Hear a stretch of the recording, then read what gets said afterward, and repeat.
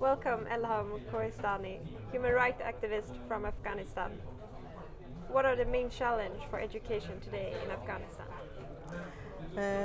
Tack så mycket.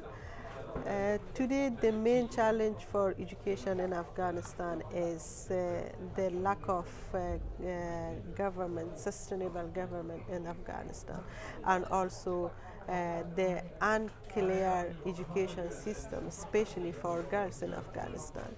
And we all know that the girls' education is banded over grade 6 all over the country.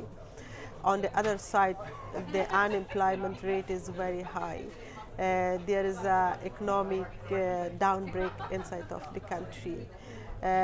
All this situation leads that we are going for the child marriages. Like child marriages rate is increasing day by day in Afghanistan.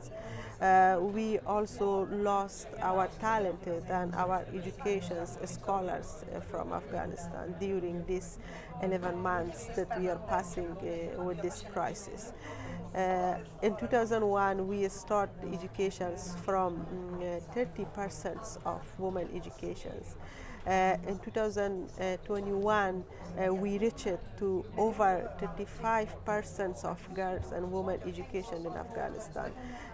We had graduate from schools, so we had masters, so we had PhD holders, we had women in politics, we had women in decision making, so we had women in government structures, in private sectors, in international communities. But now we have lost all those identities.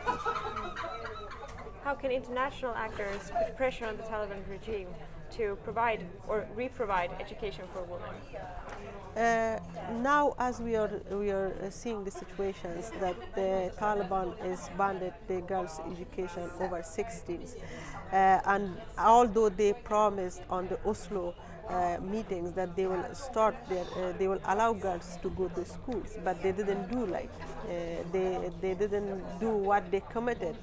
And we are witness in March 2020, the school door was closed for girls inside of Afghanistan. So the international, my suggestion or my request from international community is to keep pressures on the de facto government in Afghanistan to reopen the schools. But it should not be a political tools for the Taliban to open the schools just to be recognized, just for their recognition. So they should not use from girls' education. What are the risks if we don't improve education today for young people? Sorry.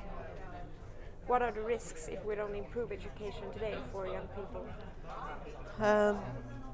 I feel like if we will not stand for education today, we will lose the next generations.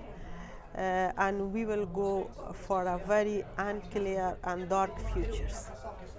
Thank you so much. Thank you.